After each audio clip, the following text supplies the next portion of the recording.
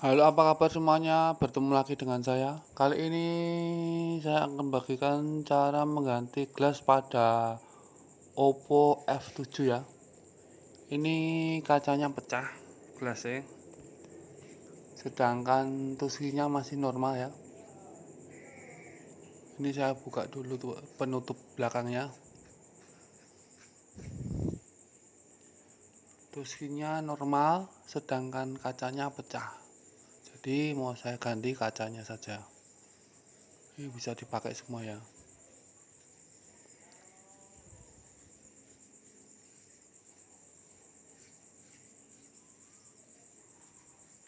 Lancar ya.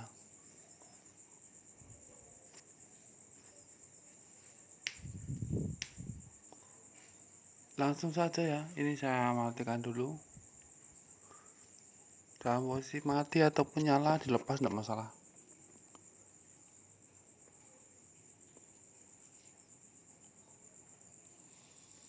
Seperti biasa saya menggunakan blower ya. Saya mulai dari samping yang pecahannya sedikit ya, atau hampir tidak ada. Ya ada tapi nggak banyak. Jadi dimulai dari yang pecahannya sedikit atau yang nggak pecah ya, dari samping sini. Ini saya masukkan mika tipis ya di sini. Ini saya gosok dengan cepat agar lemnya terkelupas ya, sampai bisa masuk ke dalam sedikit. Yang penting bisa masuk ke dalam di bagian paling bawah dari LCD ya. Nah, kalau sudah bisa masuk seperti ini lebih mudah. Jadi harus paling bawah dari LCD.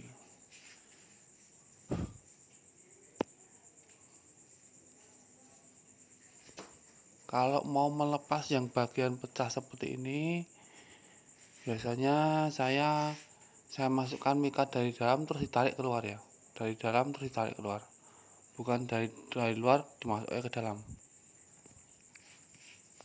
Jadi mudah terlepasnya dari dalam kemudian ditarik keluar mikanya. Nah seperti ini, dari dalam kemudian ditarik keluar, dari dalam tarik keluar. Kalau untuk yang bagian yang pecah, untuk yang lain juga sama seperti itu, juga tidak masalah ya. Ini yang bagian bawah juga sudah pecah, jadi sudah terkelupas. Ini LCD-nya sudah pernah ganti ya, jadi tidak orisinilnya. Jadi harus ekstra hati-hati, karena kadang yang memasang LCD itu apa ya, lemnya kebanyakan gitu kadang ya, cuman ada juga yang lemnya kurang tapi ada juga yang pas. Ini saya lepas LCD-nya. Ini langsung saja ya. Ini saya menggunakan separator ya buat melepas gelas. Panasnya ini sudah 8 ya. Ini bagian atas pecah, sudah sampai LCD-nya kelihatan ini ya. Bagian bawah LCD-nya. Jadi gelas kemudian LCD. Ini juga sama yang bagian bawah sini. Jadi harus ekstra hati-hati. Karena bagian bawah dan atas sudah terkelupas. LCD-nya kelihatan ya. Gelasnya sudah hilang ini. Tapi LCD-nya masih oke, tuskinya juga oke. Panasnya 8, kemudian ini saya panasi sekitar 3 menit. Sama lem-lem yang ada di sini ya, yang mau diseset dari pertama kali ini harus dibersihkan dulu ya. Jadi bagian dimana mau dimasukkan dimasukkan kawat baja pertama kali, itu harus bersih dari lem, benar-benar bersih ya, tidak ada lem sama sekali. Bagian yang mau diseset atau mau dimasuki kawat baja pertama kali itu harus bersih dari lem. Ini saya tunggu sekitar 3 menitan ya. tapi videonya saya percepat saja. Seperti ini, pelan-pelan saja. Yang pertama kali karena yang bagian tengah itu pecah ya, jadi harus benar-benar pas ya masukkannya. Kalau enggak pas nanti kena bagian tengahnya ya. Panasnya 8, dipanasi sekitar 3 menitan.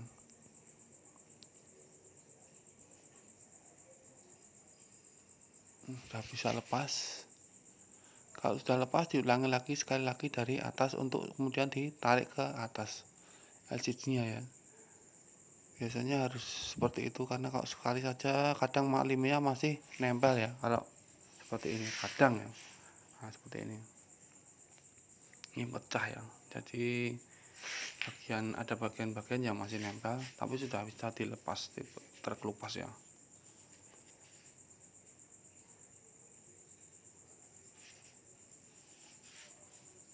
Pindah sambil duduk di sini karena di sana sambil berdiri tidak nyaman. Sambil duduk membersihkan lem ya, sisa-sisa lem. Saya menggunakan alat ini ya, saya lupa namanya. Dulu beli berapa ya, lupa juga. Udah lama ini. Kalau pakai tangan juga bisa sih sebenarnya, cuman apa ya? Takut LCD-nya jadi rusak ya karena ditekan ya. Kalau diurut itu kan ditekan bersihkannya. Tapi kalau pakai seperti ini tidak ditekan ya. Jadi tinggal ditempel terus nanti otomatis dipencet tombol itu muter sendiri. Bolak-balik bisa ke kiri, muter ke kanan bisa, dua-duanya bisa. Dulu harganya 150 apa berapa ya, saya lupa. Intinya untuk membersihkan lem saja ini. Muter seperti dinamo, tapi bisa ke kiri, bisa ke kanan.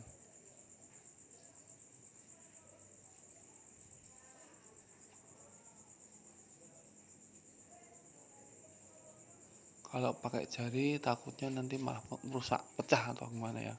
Ini juga kondisinya panas jadi tangannya takut sakit juga ya kalau cuma pakai tangan.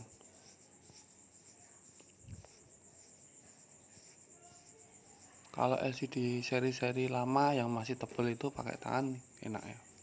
Tapi ini kan seri baru yang tipis LCD-nya, semakin baru semakin tipis, jadi harus ekstra hati-hati. Setelah dibersihkan lem, kemudian sisa-sisa lem dibersihkan menggunakan thinner. Ini saya menggunakan thinner A Super ya, bukan thinner B, tapi thinner A Super. Mereknya sembarang. Setelah bersih, mungkin masih ada sisa-sisa sedikit, dibersihkan lagi menggunakan minyak kayu putih ya. Tapi setelah dibersihkan pakai minyak kayu putih, sebelum ditempelkan lem harus dibersihkan dulu ya. Jadi minyak kayu putihnya dibersihkan yang dari LCD. Harus bersih juga ya. Harus dibersihkan. Nah, ini sudah saya belikan. Ini sudah ada lemnya ya. Ini ada lemnya, jadi tinggal nempelkan saja. Ini harus ekstra hati-hati dan harus benar-benar bersih ya dari debu, baru ditempelkan.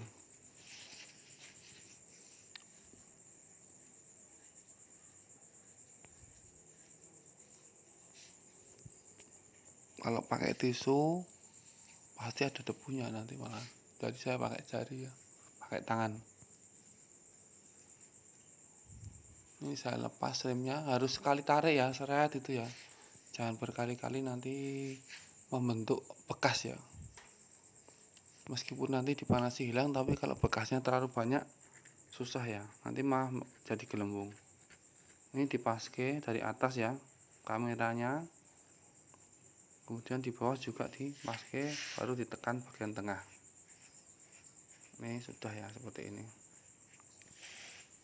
tidak masalah, yang penting kanan kiri atas bawah semuanya rapi, rapat, dan tidak miring ya. Sudah selesai, langsung saja ini mau saya masukkan ke apa namanya ya, nah ini ya alat yang saya bikin sendiri dulu saya buat ini saya harus pas tengah ya, taruh di pas tengah. Dulu saya beli satu terus dipotong jadi dua, taruh di atas satu, bawah satu. Alat press ya ini.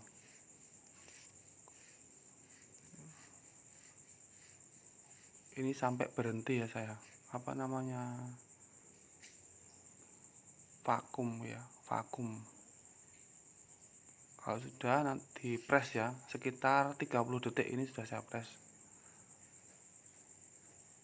Kemudian vakum dimatikan, ditunggu sampai 0 ya anginnya, kemudian baru diangkat. Setelah selesai seperti ini hasilnya. Masih ada bekas-bekas ini, tidak masalah, dimasukkan ke bubble remover.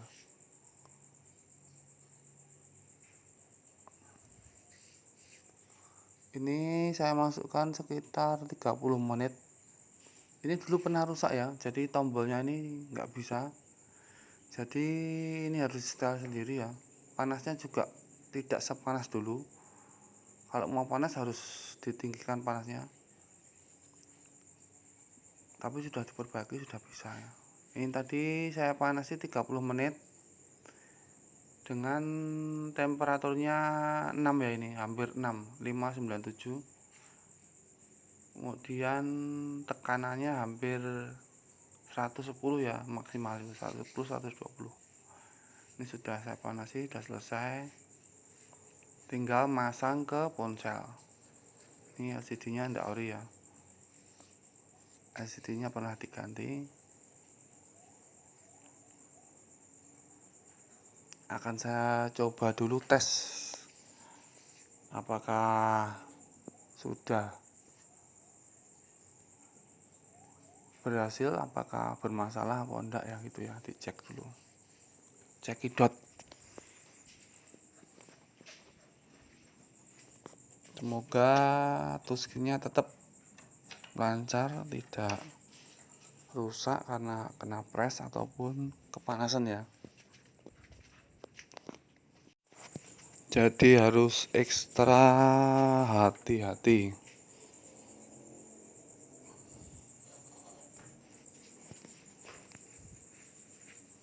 saat melakukan press ataupun memasukkan ke bubble remover. Panasnya harus pas, anginnya termasuk juga apa itu namanya, panas ya, panas dan tekanannya harus sesuai. Itu kebiasaan ya, jadi dikira-kira sendiri. Alatnya kadang beda-beda, panasnya juga berbeda. Sama juga dengan yang buat nyeset tadi juga seperti itu ya, panasnya kadang alat mereknya sama tapi kadang panasnya beda. Blower juga seperti itu, punya saya dengan teman saya panasnya beda, mereknya sama tapi panasnya beda, cepat dan lambat panasnya juga beda. Ini sudah selesai dan dites oke, tidak ada masalah, touchscreen normal semua, lancar, tidak ada bubble-bubble dan bersih ya. LCD nya seperti baru lagi.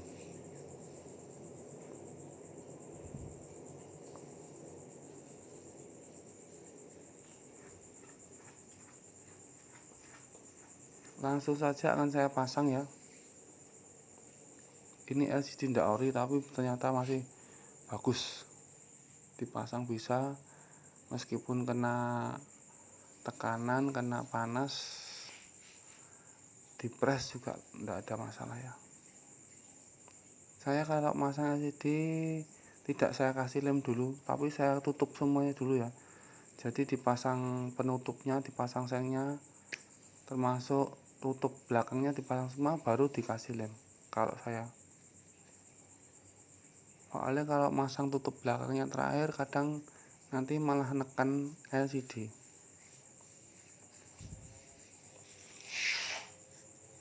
Kadang saya sering lihat orang posting nombok-nombok karena masang LCD, apa itu namanya, jadi garis itu ya. Mungkin masangnya atau ngeceknya kurang teliti, jadi setelah dipasang malah jadi garis ataupun gambarnya jadi rusak. Kalau saya biasanya seperti ini masang LCD-nya, jadi malah dipasang semuanya dulu, ngasih lemnya yang terakhir, bukan yang pertama, malahan terakhir masang lemnya. Tapi biasanya masing-masing orang cara masangnya punya kepercayaan sendiri, teknik sendiri-sendiri, jadi tidak sama.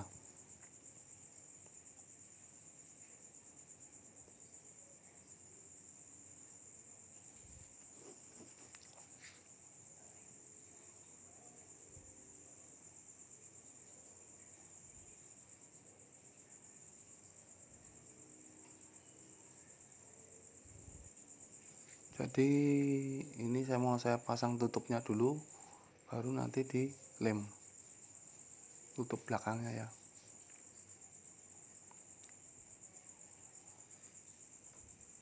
Cara masangnya juga sama ya, jadi tidak menyentuh LCD-nya.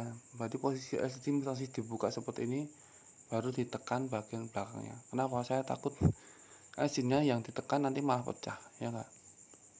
Ya, mengurangi resiko LCD-nya pecah. Dites lancar ya. Oke, nah sekarang baru dikasih lem. Dirapikan dulu kalau masih ada yang kurang pas. Sepertinya semuanya sudah rapi ya. Jadi tidak menekan LCD saat masang tutup belakang.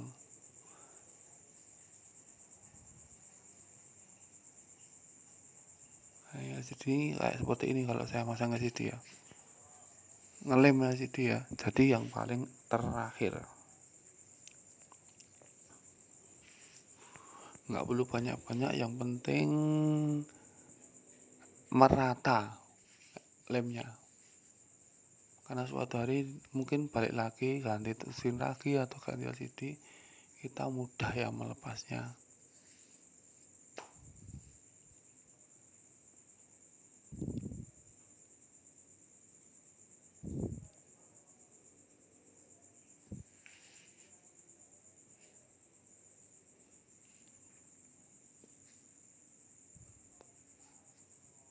Yang bagian dekat kamera dan sensor ini dikasih sedikit saja, paling sedikit di sekitar itu, cuman saya tutul-tutul gitu ya, nggak banyak.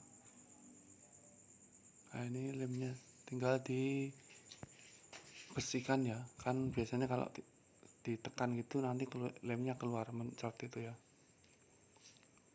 Nah ini saya bersihkan pakai thinner lagi lemnya, samping-sampingnya digosok-gosok pakai tisu yang sudah dikasih thinner. Nah, lemnya jadi nempel di tisunya, nanti samping-sampingnya jadi bersih, nggak ada lem lagi. Kalau sudah bersih semua, tinggal di isolasi selotip.